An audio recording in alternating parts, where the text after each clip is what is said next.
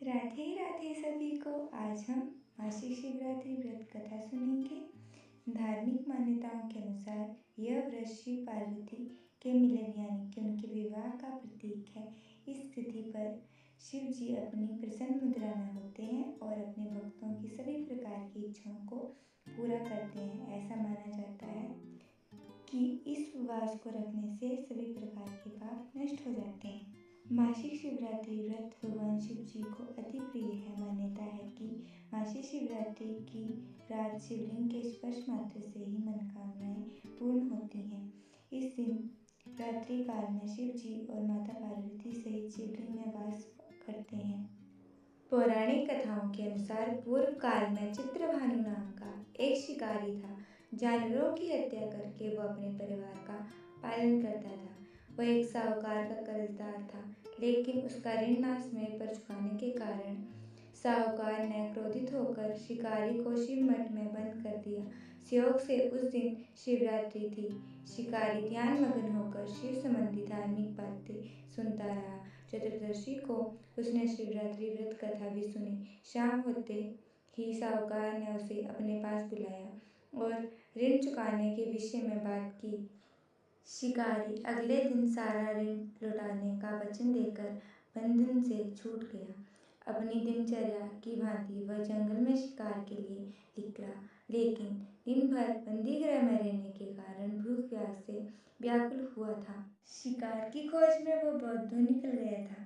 जब अंधकार हो गया तो उसने विचार किया कि रात वह जंगल में बिताएगा। वह वन में एक तालाब के किनारे बेल के पेड़ पर चढ़कर रात बिताने का इंतजार करने लगा। बिल वृक्ष के नीचे एक शिवलिंग भी था, जो बिलपत्रियों से ढका हुआ था। शिकारी को उसका पता न चला।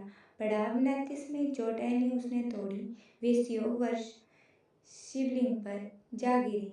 इस प्रकार दिन भर भूखे प्यासे शिकारी का व्रत भी हो गया और शिवलिंग पर बिलपत्र भी चढ़ गए। जैसे ही रात्रि का एक पहर बीता, एक गर्भवती हिरनी तालाब पर पानी पीने पहुंची। शिकारी ने धनुष पर तीर चढ़ाया। ज्यों ही प्रत्यांचा खींची, हिरनी बोली, मैं गर्भवती हूँ, शीघ्र ही मैं प्रसव करूंगी। तुम मेरे साथ दो जीवों की हत्या करोगे, जो बिल्कुल ठीक नहीं है। मैं बच्चों को जन्म देकर शीघ्र ही तुम्हारे पास प्रस्तुत हो जाऊंगी, तब मार लेना। शिकारी ने प्रत्यांचा ढीली कर दी और हिरनी जंगली झाड़ियों में लुप्त हो गई।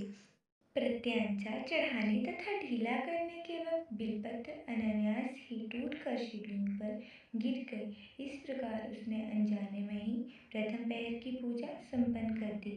कुछ ही देर बाद वहां से एक और हिरनी निकली।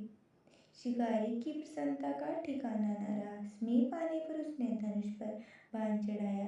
तब उसे देख हिरनी ने विनम्रता पूर्वक निवेदन किया, हे शिकारी, मैं थोड़ी देर पहले ऋतु से निवृत्त हूँ, कामातुर विरणी हूँ, अपने प्रेम की खोज में भटक रही हूँ। मैं अपनी पति से मिलकर शीघ्र ही तुम्हारे पास आ जाऊंगी। शिकारी ने उसे भी जाने दिया। 2 बार शिकार को खोकर उसका माथा थनका। वह चिंता में पड़ गया। रात्रि का आखिरी पहर बीत रहा था। इस बार भी धनुष से लगकर कुछ बिलपत्र शिवलिंग पर जा गिरे तथा दूसरे पहर की पूजा संपन्न हो गई। तभी एक अन्य हिरनी अपने बच्चों के साथ उधर से निकली। शिकारी के लिए यह स्वर्णिम अवसर था। उसने धनुष पर तीर चढ़ाने में देरी नहीं लगाई। वह तीर छोड़ने ही वाला था कि हिरनी बोली, हे शिकारी, मैं इन बच्चों को उनके पिता के हवाले करके लौट आऊंगी। इस समय मुझे मत मारो। शिकारी हंसा और बोला, सामने आए हुए शिकार को छोड़ दूं? मैं ऐसा मूर्ख नहीं। इससे पहले मैं 2 बार शिकार खो चुका हूँ। मेरे बच्चे भूख प्यास से तड़प रहे होंगे। उत्तर में हिरनी ने कहा, जैसे तुम्हें अपने बच्चों की ममता सता रही है, वैसे ही मुझे अपने बच्चों की ममता सता रही है। हे शिकारी, मेरा विश्वास करो, मैं अपने बच्चों को उनके पिता के पास छोड़कर तुम्हारे पास तुरंत ही लौट आऊंगी। मैं प्रतिज्ञा करती हूँ। हिरनी का दुख भरा स्वर सुनकर शिकारी को उस पर दया आ गई। उसने उस मृगी को भी जाने दिया। शिकार के अभाव से तथा भूख प्यास से व्याकुल शिकारी अनजाने में ही बेल वृक्ष पर बैठकर बेल पत्र तोड़ तोड़ कर नीचे फेंकता जा रहा था। जो जाकर शिवलिंग पर गिर रहे थे। कुछ ही देर बाद वहां एक हष्ट-पुष्ट मृग आया। शिकारी ने सोचा, इसका शिकार तो मैं अवश्य ही करूंगा। शिकारी की तनी प्रत्यंचा देखकर मृग विनम्र स्वर से बोला, हे शिकारी, यदि तुमने मुझसे पूर्व आने वाले 3 मृगों तथा बच्चों को मार डाला है तो मुझे भी मारने में विलंब न करो, ताकि मुझे उनके वियोग में एक क्षण भी दुख न हो। मैं उन हिरणियों का पति हूँ। यदि तुमने उन्हें जीवन दान दिया है तो मुझे भी कुछ क्षण जीवन देने की कृपा करो। मैं उनसे मिलकर तुम्हारे समक्ष उपस्थित हो जाऊंगा। मृग की बात सुनते ही शिकारी के सामने पूरी रात का घटना चक्र घूम गया। उसने सारी कथा मृग को सुना दी। तब मृग ने कहा, मेरी तीनों पत्नी जिस प्रकार प्रतिज्ञाबद्ध होकर गई हैं, मेरी मृत्यु से उनका धर्म का पालन नहीं कर पाएंगी, तथा जैसे तुमने उन्हें विश्वास पात्र मानकर छोड़ दिया है, वैसे ही मुझे जाने दो। मैं उन सबके साथ तुम्हारे सामने शीघ्र ही उपस्थित हो जाऊंगा।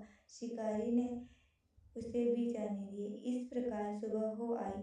उपवास, रात्रि जागरण तथा शिवलिंग पर बेलपत्र चढ़ाने से अनजाने में ही शिवरात्रि की पूजा पूर्ण हो गई।